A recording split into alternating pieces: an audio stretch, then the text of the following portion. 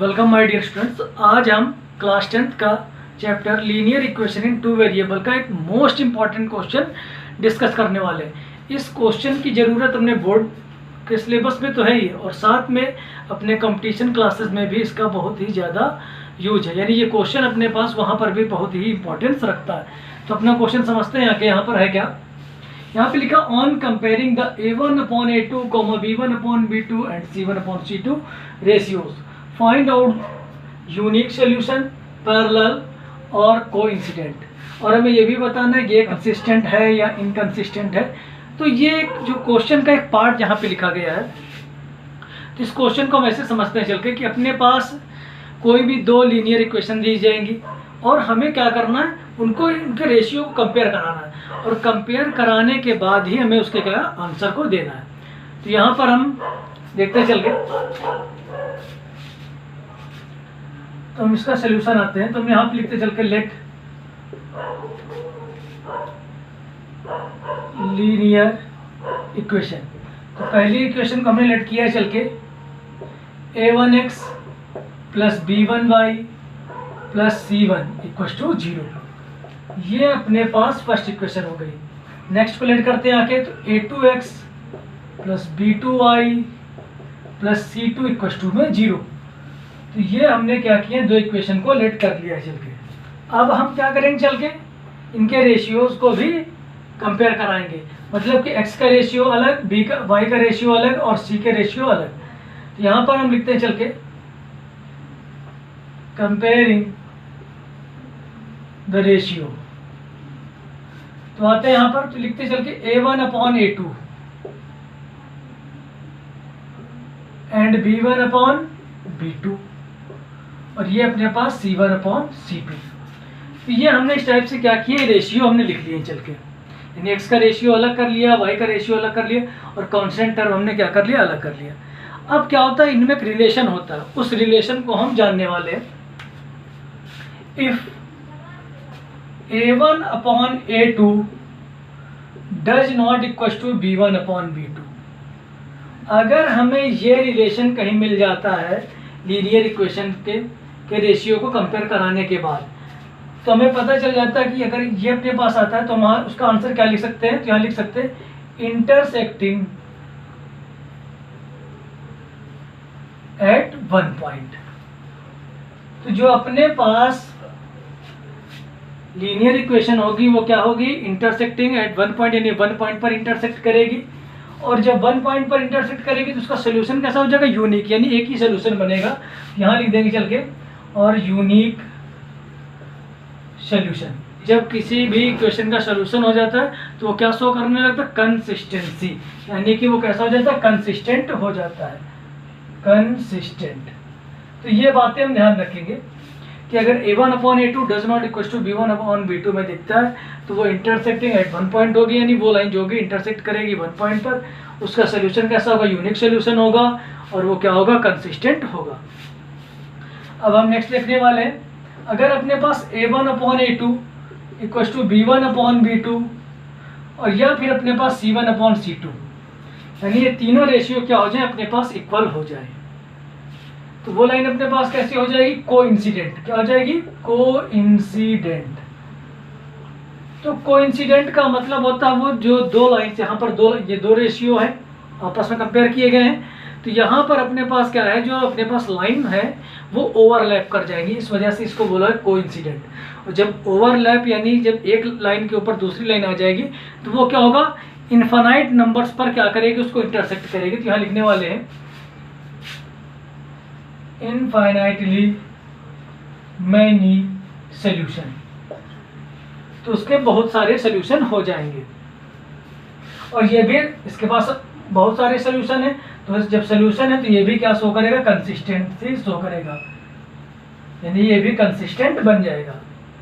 अब हम next last देखते चल के, अगर अपने पास a1 upon a2 equal to b1 upon b2 लेकिन does not equal to c1 upon c2 का अगर ये केस बन जाए तो ये क्या होगा, अपने पास पैरेलल, क्या बन जाएगा, पैरेलल। तो इस बात का हम लोग ध्यान रखें, ये पैरेलल हो जाएगा।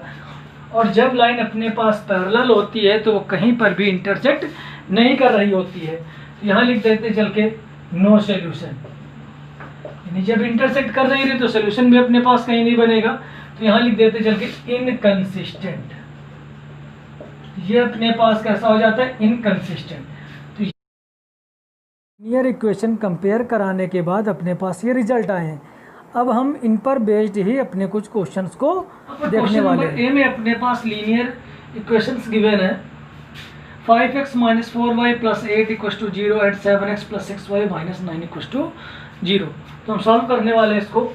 देखते चल के यहाँ पर सबसे पहले हम क्या करेंगे, इसे जो अपने पास बेसिक लीनियर इक्वेशन गिवन थी, यानी कि a1x + b + b1y + c1 = 0, उससे हम इसे कंपेयर कराने वाले हैं। फर्स्ट को अपने पास a1 = 5, b1 अपने पास -4 और c1 अपने पास 8 आ जाना है। सेकंड को कंपेयर कराते हैं तो a2 अपने पास 7, b2 अपने पास 6 आ जाना है और c2 अपने पास -9। तो ये हमने इसे कंपेयर करा लिया। अब हम क्या करते हैं, चल के a1/a2 लिखेंगे, तो ये अपने पास 5/7 आ जाएगा। b1/b2 हम लोग लिखेंगे चल के, तो ये अपने पास -4/6 आ जाएगा। और यहाँ पर हम c1/c2 लिखेंगे, तो ये अपने पास 8/9 आ जाएगा। 4/6 को हम लोग लोएस्ट टर्म में भी कर सकते हैं चल के, 2 2 जा 4 और 2 3 जा 6। तो b1/b2 की वैल्यू अपने पास आ जानी है -2/3। अब जो हम अपने पास रेशियो को कंपेयर कराने के बाद जो रिजल्ट लाए थे, अब उनको यहाँ पर हम सेटिस्फाई कराते हैं आगे। देखते हैं चल के यहाँ पर a1/a2 की वैल्यू क्या है अपने पास 5/7, b1/b2 की वैल्यू क्या है -2/3 और c1/c2 की वैल्यू क्या है 8/9। यानी कि a1/a2 does not equal to b1/b2 and does not equal to c1/c2। तो यहाँ पर अपने पास आता है चल के, so a1/a2 does not equal to b1/b2। अपने पास ये केस यहाँ पर आया हुआ है। तो यानी जब ये केस कहीं पर भी मिल जाएगा हमको, तो हमको पता चल जाएगा ये अपने पास क्या हो जाएगा, जो अपने पास लीनियर इक्वेशन गिवन है ये कैसे अपने पास intersecting at one point. Linear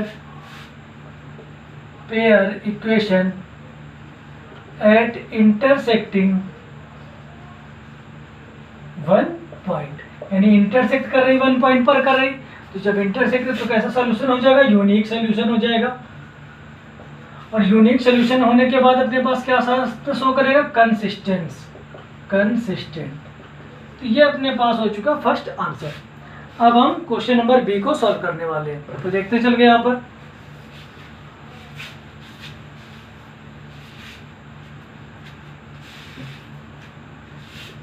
question number B में भी हम a1 b1 c1 को फाइंड करने वाले हैं।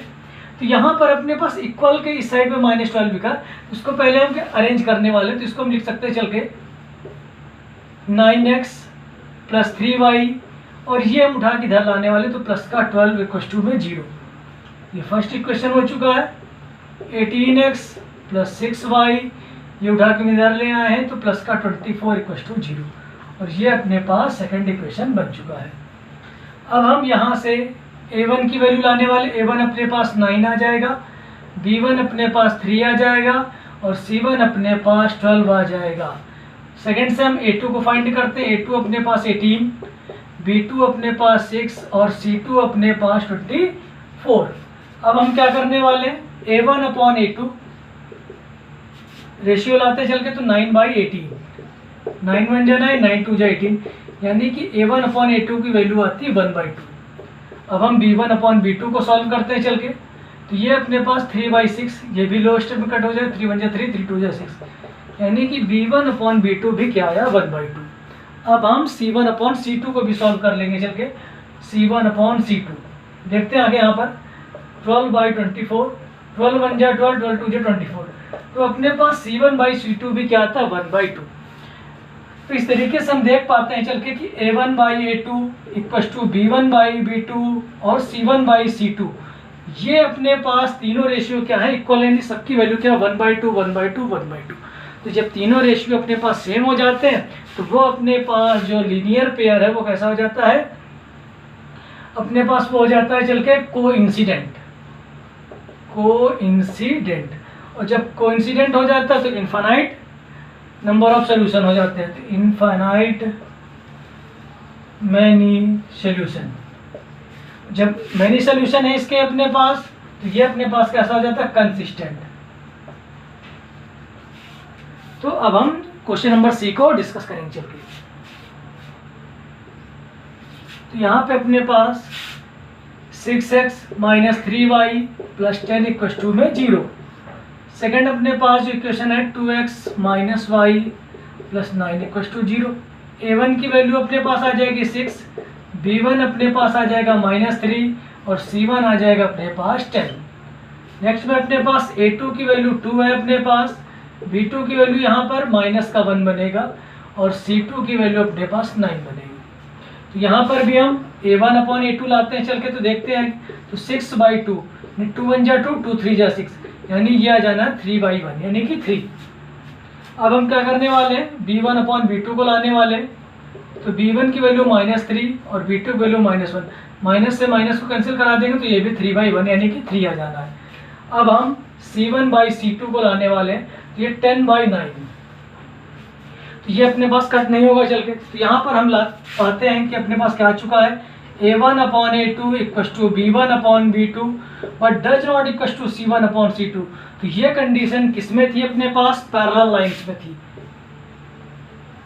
तो यहाँ पर जो अपने पास लीनियर पेयर इक्वेशन गिवन वो कैसा है, पैरेलल लाइंस इक्वेशन है। तो पैरेलल लाइन है तो यहाँ पर अपने पास क्या बनेगा चल के, नो सोल्यूशन, यानी कहीं पर भी इंटरसेक्ट नहीं करेगा, इस वजह से क्या आ जाएगा, नो सोल्यूशन आ जाएगा। जैसे नो सोल्यूशन बनेगा तो क्या बन जाएगा, इनकंसिस्टेंट। ये अपने पास आंसर हो चुके हैं। अब हम नेक्स्ट एक्सरसाइज को डिस्कस करेंगे चल के।